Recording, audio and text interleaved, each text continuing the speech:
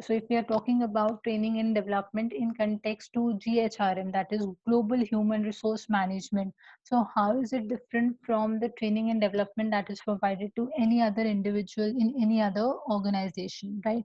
So we intend to firstly identify the differences, and then we will be talking about the different types of trainings that are provided to expatriates or the people who are working for international assignments and etc, because those kind of trainings are very different from the trainings which we are provided with. For example, if any one of you who has been selected so far by any company, you don't expect them to give you training on cross cultural aspects, you don't expect them to give you training on value based intensive trainings and etc. This sort of training is not expected because the company is domestic, you are domestic based out of India, you don't need that training. But for a person who's based out of India, who's a Punjabi maybe, and then is visiting out of like a place like US and New York and etc., then that is something which is varying, right? Now I'm just sharing the screen for the PPT, and we would just start with the discussion now.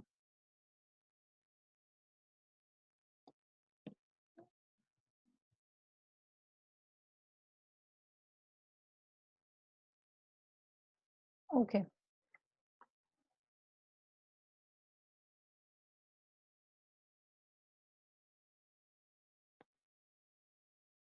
Now, when we're talking about training and development, right, it is basically like, see what happens generally in training and development. What sort of things are they trying to actually improvise upon? And if we go very logically, they try to improvise upon our knowledge and skills, right? That is the first and the prior thing they would want, right? And the second thing they would want is basically to improve the morale of the employee, because see, somehow if I know that I'm lacking in some certain points, right, and if the company provides me with the requisite training for the same, it will actually make me feel like, yes, the company or the organization is thinking of me, they want to improve me, they just don't want me to show a negative side of me in this in the performance appraisal, but they are taking an effort to actually provide me with the requisite training, right? It always kind of tries to improvise the kind of relationship a boss and a subordinate shares, because if he realizes that you are missing on IT skills, you're not that excellent with Excel for that reason, then they would be able to provide you requisite training. So you are able to have a very positive rapport for your subordinate, because you realize that he has monitored you, he has evaluated you well, and he has tried to work on something which you were not very perfect at, right? So these are the overall objectives or the importance of training and development, right? Now when we talk about the other aspects, specifically in context to global jobs, right, what happens generally is the prior requisite of having a training for an expatriate is from the perspective of making him actually match the job conditions there, right? It's not like it's improving on his capability set or skill set, but it is talking about the fact that you're trying to have a perfect match in terms of what the job requirements are and what the organizational needs are, keeping in context or keeping in mind one important matter, that the environment is something which will be very new. The ways the people, the overall environment of the organization is going to be very different, because it is based out of a different country. Now, when we're talking about the further aspects relating to the training and development in global jobs, they are to achieve the organization viability and the transformation process. Now, how come achieving organization viability? See, what happens is the overall objective of providing this training is just to make the employee comfortable, so that there are less chances of any kind of people turning back from their assignments to the home country just because they were not able to adjust, or maybe they were not able to make themselves comfortable in the work environment, right? So the organizational viability will be achieved only when they are successful in imparting them the requisite training. The next one is to meet the challenges of technological advances. Of course, I mean, that is something which is, of course, has to be taken into consideration. Now, these days, if you're talking about, for example, in the educational industry, I'll take an example. for them the education industry MOOCs is something which is new, still new, right? Online courses are still new, but for the foreign universities this is something which they have been practicing for a good number of years, right? So there's a technological gap between the education industry itself. So when we are talking about from the corporate perspective, you will find these kind of instances there also. Might be the Indian companies are doing it in a different manner, and now the foreign companies will be doing it in a different manner. So thus the technological IT skill gap has to be actually imparted to them. So these are the overall kind of perspectives on which the training is provided. Again, the last point, which is very important, is to make the employee and his family members. See, whenever we are talking about global human resource management, it is just not about the individual, but it is about the family. And family includes the spouse, the parents, the children, everybody, whosoever is in the family. Now, if we talk about the next perspective. Now, I would just quote over here an example. Now, we talk about cross cultural training, which is actually based on a very famous adage which says that when in Rome, perform as Romans or do as Romans, right? This is something propagating or proposing the fact that when we are there in a new environment, we should try to adapt ourselves to the situations there, right? Rather than sticking on to the fact that I previously have never done that, so I don't wish to do it like this, because that's not how I do it personally back at home. You cannot give those kind of excuses to your peer members or maybe people in the environment, in the social environment there. So in that context, cross cultural training which is imparted to expatriates becomes all the more very important, right? Now, if we talk about Japanese people are said to be very informal in their business networking approach, right? They are actually said that it's actually said for Japanese people that like they finalize most of their dealings and business things outside the office space. That is majorly in during the evening time in cafes and over a cup of coffee and something of the sort. So they are quite informal when it comes to finalizing things and when it comes to actually operationalizing their businesses, right? Now, when we're talking about this cross cultural training in itself, right, this is something which comprises of a lot of things which have to be taken into consideration. Now, the cross cultural training comprises of different types of training, right? The content of the cross cultural training is something which is very vast, right? It has certain aspects to it, but prior to that, we would just want to see that how, like, some of the companies do not train expatriates, right? What is the basic reason behind the companies not actually training the expatriates? Because not training the expatriates is not a very I should say a very wise call, right? It's something which should be done. And if at all they are not doing it, so what are the prospective reasons behind them not doing it? So some people have a belief, some company officials have a belief that a brief cross-cultural training which is given to the expatriate just before he or she goes for the assignment is something which is not worth the while, right? It's not something which is going to be very productive, so it's better not to give them any kind of training. The second one is about the fact that these trainings in the past have been ineffective, they have been a failure, thus they don't wish to actually give any kind of that particular training. The next point which talks about is the time which they have in aspect to the person being selected for a job, for a profile, for an assignment abroad, and the person has to leave. For example, if like in today's like 17th of April, so I select a candidate who has to go for an international assignment maybe like another 15 days down the line.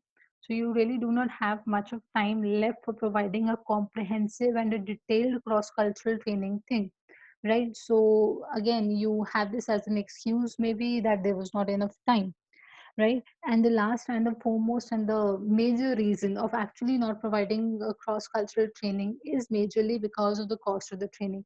You have to actually have an expert from that particular country maybe, who, or an expert from a place who's able to represent the culture, the language, and etc. of that particular country.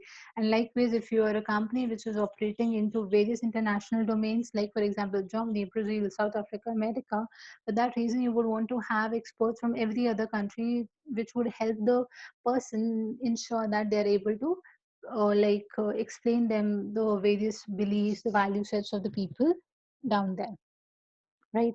So now the next slide which we want to talk about is about the contents of the cross cultural training. Mark this as very, very important. Now, this cross-cultural training content comprises of a series of things which have to be trained about. Now, I am not saying that everything has to be covered in a cross-cultural training, right? Now, what is the perspective of actually deciding कि कितनी cross cultural training देनी है, कितनी नहीं देनी है, किसको देनी है, and etc. These are various things which are actually behind the scenario, right?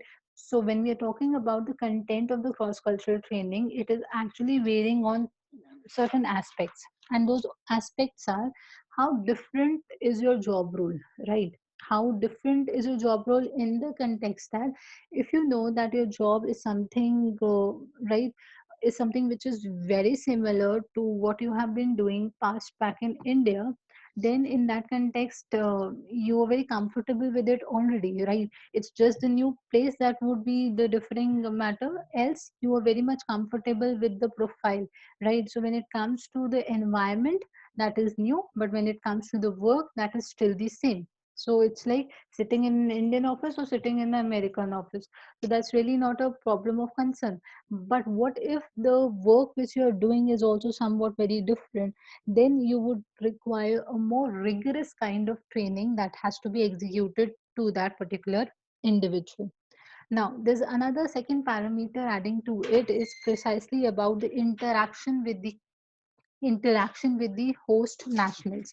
Now, if you think that the interaction which will be required of you in your work with different kind of people is quite high, right?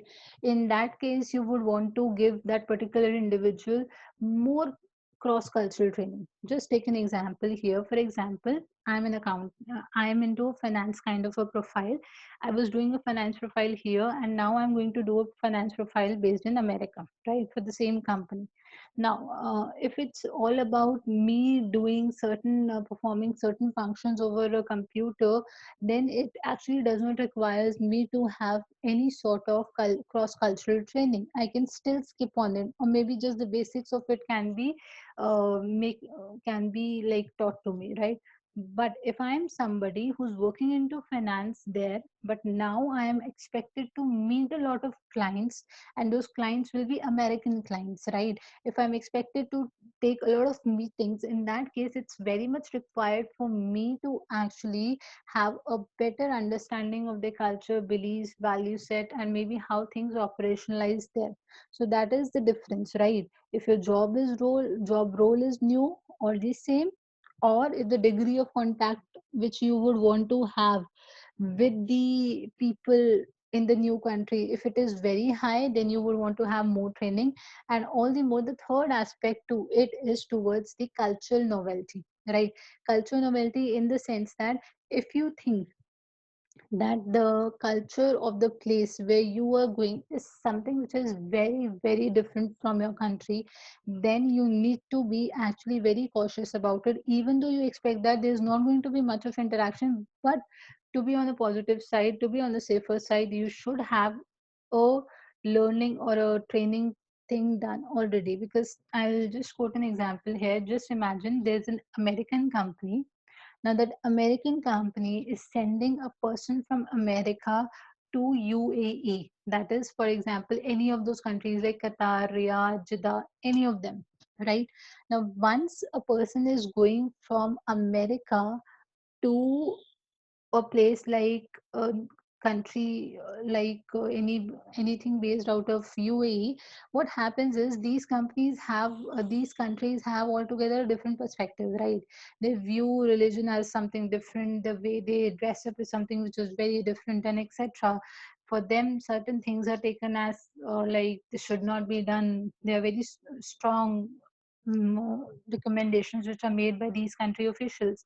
So in that case, if you think that नहीं है मेरा तो काम इतना नहीं है, मेरा तो majorly जो काम रहेगा office में ही रहेगा, but in that scenario also it is very important to actually have a basic level of training being done, because the culture for America and the culture for a country like Jeddah or maybe Dubai is something which is still very modern, right?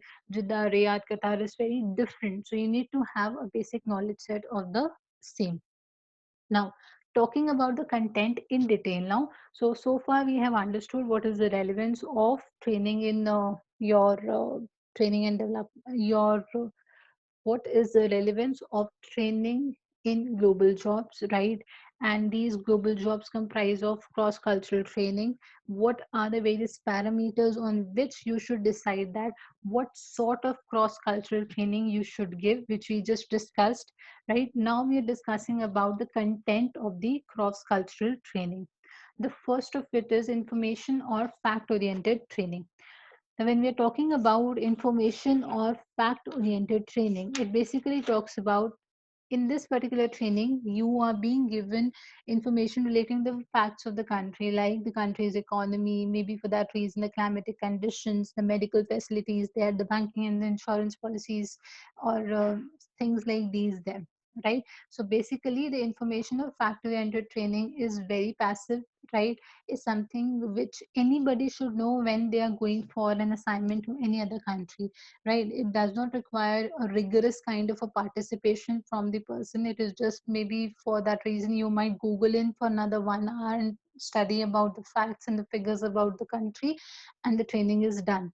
Or maybe for that reason the company can help you provide with a guidebook which gives you all the important information relating to places, the economy and etc., the money rate, the transactions which can be done, from where it can be done, and all. Okay. The second is your attribution training. Now, when we are talking about the attribution training, it is basically talking about the training which is provided, right, for the reasons or causes for the behavior of the people of the host country. Now, it is about getting you more familiar with the norms, the ways they practice, the ways which are practiced there. Now, I'll quote an example here. If you talk about Japan, right, as just discussed that Japanese people are very informal, right? Now, they, for them, saying a no to anybody is like, which is very difficult for them, right? They would not want to hurt the sentiments of other people. Now, if something of this sort is there in that culture, right, one has to be aware of it. It's not like now they offer you something to have, for example, a cup of coffee or maybe anything of that sort, and you say no, right? So they might get offended. They would feel it in the manner that they were trying to make you comfortable, and now you just said that no, you don't wish to have it because you already had it. So these things should be something which should be removed. So attribution training is a training which is given to the expatriate, which helps him understand the reasons of why people in that particular country are behaving in a particular manner, right? The third is the culture awareness training. Now, the culture awareness training comes into play when we know that the culture of the two places are quite different. Like the example which we just discussed, America and UAE nation, right? So, in that context, it is quite essential for any company to actually make them understand that what are the common values, what are the common attitudes which the people of this particular country would have, right? What value set, what belief set are they following? So it's very important for them to understand from the perspective of that the people over there should not be offended. Now, the next one which we are talking about is the cognitive behavior modification training. Now, when we're talking about the cognitive behavior modification training, this particular training is actually the information that is imparted, right, to the information that is imparted to the expatriate, and he or she knows that in exchange of it there would be rewards or there would be punishment in context to it. Now I'll tell you an example over here.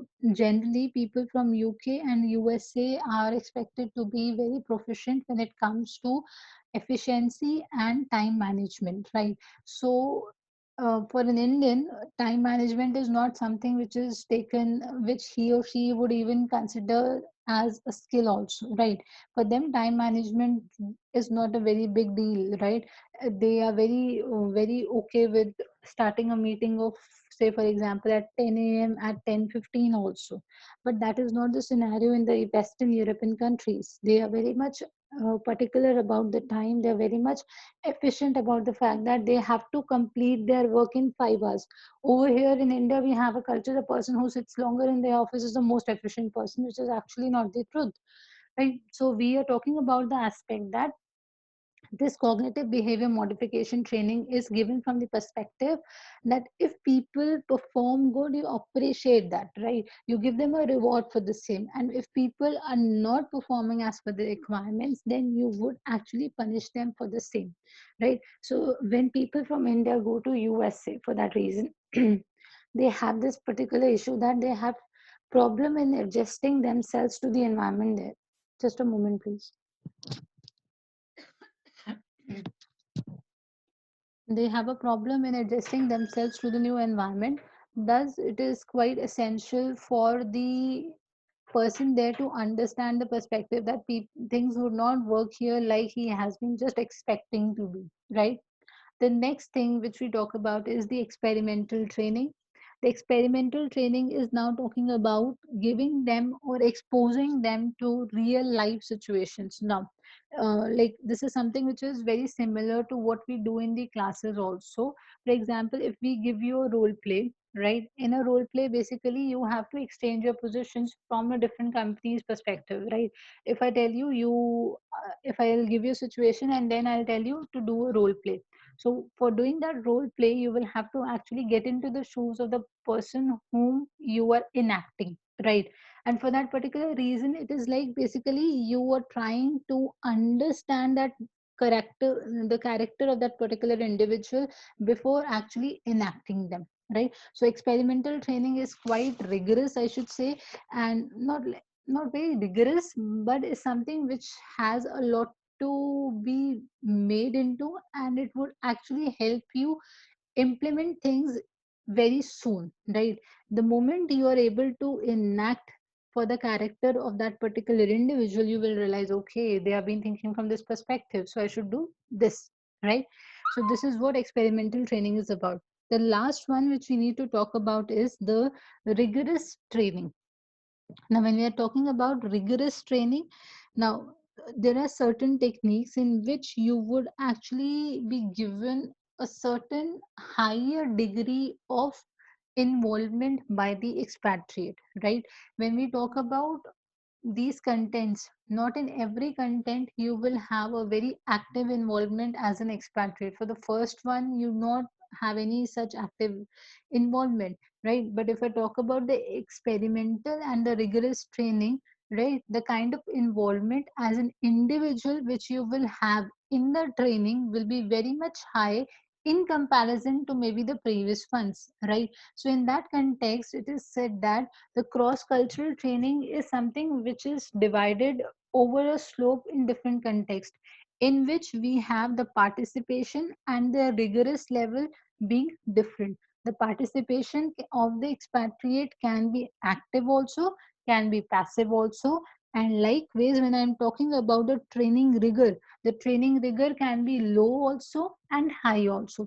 It will be high for those kind of job roles which require a lot of interactions in the new environment, right?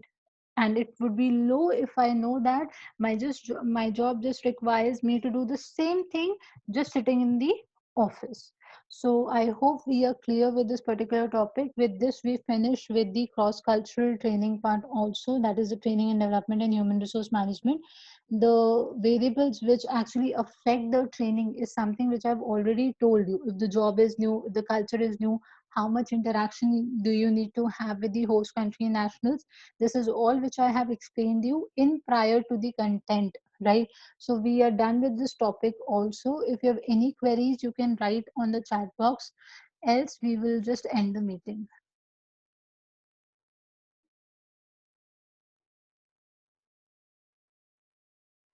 Is there anybody who has any doubt?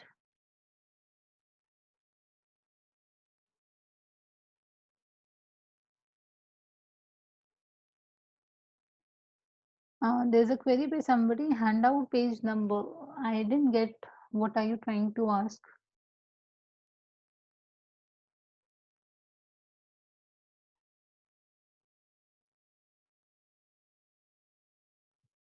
Okay, I hope the topic is clear to everybody. So, cognitive behavior. There's somebody. Cognitive behavior modification. What circumstances except for managerial post restricts the companies to prefer selecting employees from host country? Okay, we have two queries coming in. Just a minute, please.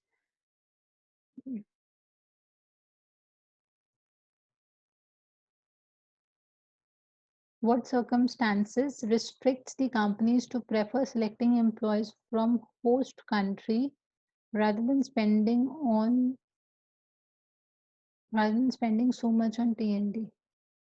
See, basically, what happens is when we are talking about expatriates and when we are talking about companies like these, no, you need to have certain degrees of control into your power. Now, when we are talking about, for example, a company based out of India having a subsidiary there, right? America, having a subsidiary in America, right? What happens now is you would not want that all the positions, the top level specifically, should be actually covered or should be actually dominated or supervised by Americans only, right? So they would want to have certain degree of appointments from the home country and certain degree of appointments from the host country. It has to be a mix. Now, why do they favor host country people? Because it is quite a convenience for them to work in that environment over and above the home country, because they cannot actually employ the home country officials for almost every other task role there, right? Now both the things have their pros and cons. Host country से जब हम लेते हैं मतलब company Indian थी पर अब America में सब्सिडरी खुली हुई है। जब हमने अमेरिका का अमेरिका से लिया तो भाई ट्रेनिंग की कॉस्ट नहीं पड़ी। बट जब हमने इंडिया का बंदा अमेरिका भेजा, राइट, तब तो कॉस्ट पड़ेगी ना। अब उस cost, why are the companies so eager to actually pay for that cost and not hire somebody from America? Because what happens is they are working on project basis. An expertise which is based in India might not be there in America for that reason, right? Might be a person is an excellent who has a knowledge about algorithms, the product development strategies, and etc. So if we have an excellent resource based in India who's performing excellently, and if at all it is required for him to be on an assignment for another 2 years, it's worth a while, right?